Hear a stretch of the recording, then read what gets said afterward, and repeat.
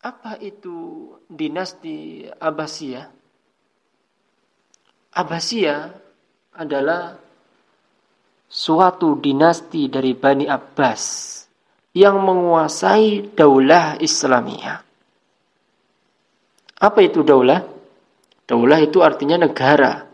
Artinya daulah Islamiyah yaitu negara Islam. Sehingga ya, pengertian Abbasiyah yaitu suatu dinasti dari Bani Abbas yang menguasai negara Islam pada masa klasik dan pertengahan Islam. Negara Islam ketika berada di bawah kekuasaan ini disebut dengan daulah Abbasiyah. Dan daulah Abbasiyah merupakan daulah yang melanjutkan kekuasaan dari daulah Umayyah. Lalu dinamakan daulah Abbasiyah ini karena para pendiri dan penguasa dinasti ini adalah keturunan Abbas, yaitu paman Rasulullah sallallahu alaihi wasallam. Sehingga pada masa pemerintahan daulah Abbasiyah inilah zaman keemasan Islam tercapai. Pada puncak kejayaan Islam tertinggi. Dan khalifah pertama daulah Abbasiyah ini adalah Abu Abbas As-Saffah. Dan pada masa kepemimpinan Harun Ar-Rasyid, dinasti Abbasiyah mencapai masa kejayaan dan keemasannya. Sehingga Harun Ar-Rasyid salah satu khalifah Abbasiyah yang paling terkenal naik tahta pada tahun 786 Masehi. Mulanya bagaimana? Yakni mulanya adalah Kufah di Irak yang kemudian ditetapkan sebagai ibu kota daulah Abbasiyah yang secara praktis mengakhiri dominasi Damaskus di Suriah. Yang di waktu itu ibu kota Bani Umayyah dalam dunia politik Islam. Sejak tahun 762 Masehi kurang lebih hingga runtuhnya kekhalifahan, pusat pemerintahan dinasti Abbasiyah berada di kota Baghdad, Irak. Kota Baghdad itu di negara Irak. Dan daulah Abbasiyah membangun Baghdad menjadi kota dengan arsitektur yang sangat mengesankan, yang sangat menakjubkan, indah sekali. Setelah selesai dibangun, Baghdad kemudian tumbuh menjadi pusat perkembangan intelektual. Menjadi kota perdagangan dan kota budaya. Seiring langkah Abbasiyah yang kemudian mengonsolidasikan kekuasaan Islam. Bahkan Baghdad menjadi simbol pencapaian budaya dan intelektual kekhalifahan Abbasiyah. Dan Harun Ar-Rasyid dikenal sebagai khalifah yang mendukung perkembangan seni, yaitu sastra ataupun ilmu pengetahuan secara umum. Ia juga menjalin hubungan diplomatik yang kuat dengan kekaisaran yang lain seperti Bizantium dan dinasti Tang di Cina. Dan sejak awal Khalifah Abbasiyah menggalakkan penerjemahan buku-buku berbahasa asing diterjemahkan ke bahasa Arab.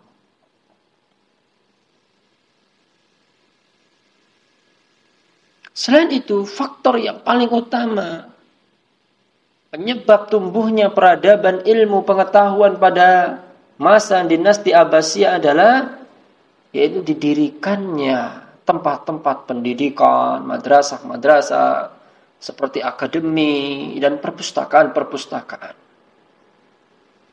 Khalifah Harun ar-Rasyid membangun perpustakaan Baitul Hikmah yang menjadi pusat penelitian dan ilmu pengetahuan.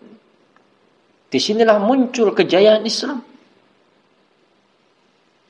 Dan pada masa itu perpustakaan berperan layaknya universitas pada zaman sekarang. Tempat orang menuntut ilmu, tempat orang meneliti, ya, menganalisa. Disitulah tempatnya. Baitul Hikmah atau perpustakaan Baitul Hikmah tadi digunakan sebagai perpustakaan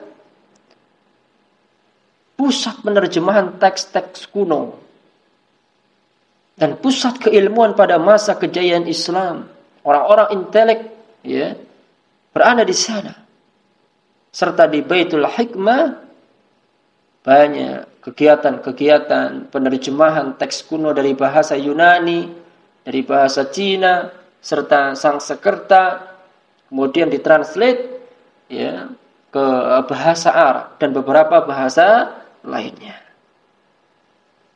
Terjemahan itu, ya, jamaah saya cintai karena Allah, meliputi berbagai bidang keilmuan, mulai dari bidang matematika, bidang fisika, biologi, astronomi, hingga sastra.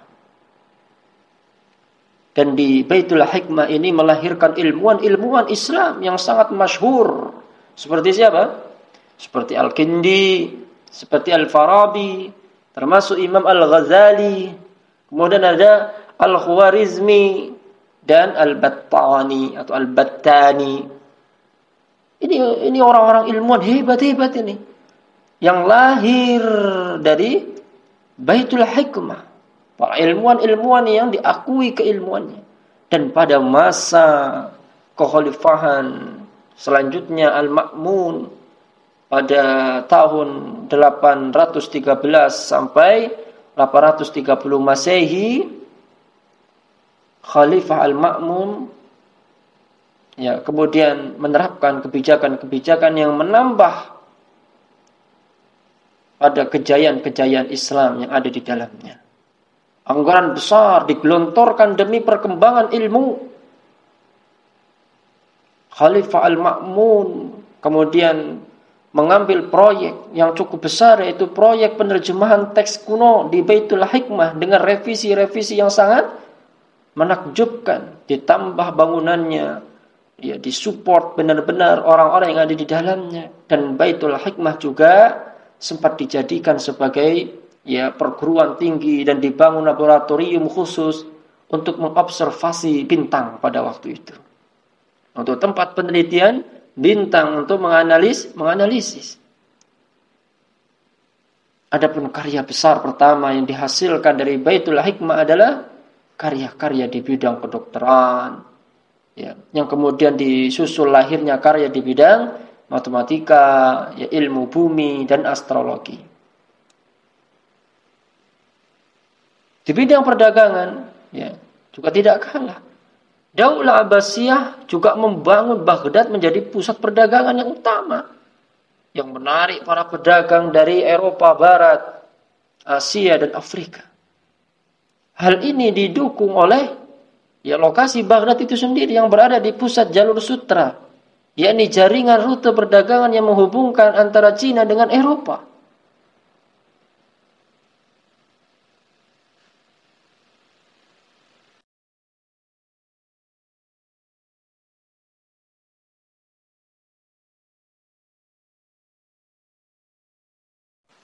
Arus perdagangan yang ramai.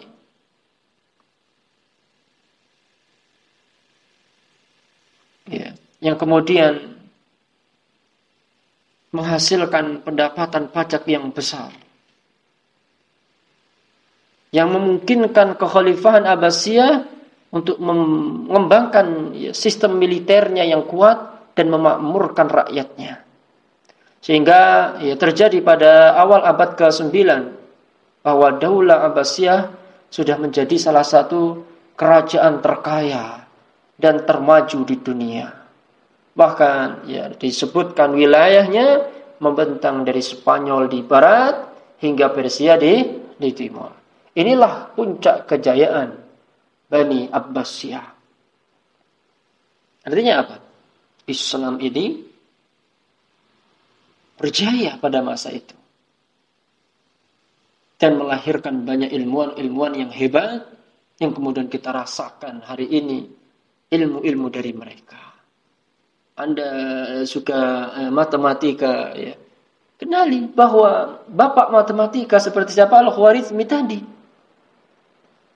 Atau Anda sangat menyukai dalam dunia kedokteran, bidang kedokteran, ilmu kedokteran pernah berjaya di masa-masa keemasannya pada masa ya Bani Abbasiyah. Sehingga kita hari ini apa? Mengupayakan, mengusahakan bagaimana kejayaan Islam ini semakin tinggi. Jangan malah kemudian semakin merosot. Lalu apa penyebabnya Islam kian lama malah justru semakin merosot di era modern ini? Kenapa? Karena faktornya di manusianya sendiri. Karena kita malas, nggak mau belajar, ya, kita lebih suka menikmati, ya, barang yang sudah ada. Kita lebih suka nikmatin HP, tapi kita tidak pernah berpikir bagaimana cara membuat HP. Kita lebih suka untuk menikmati rumah, tapi kita tidak pernah berpikir bagaimana cara membuat rumah. Nah, pada masa keemasan Islam, orang-orang itu berlomba-lomba mencari ilmu bagaimana membuat rumah, bagaimana membuat HP, bagaimana membuat teknologi-teknologi canggih.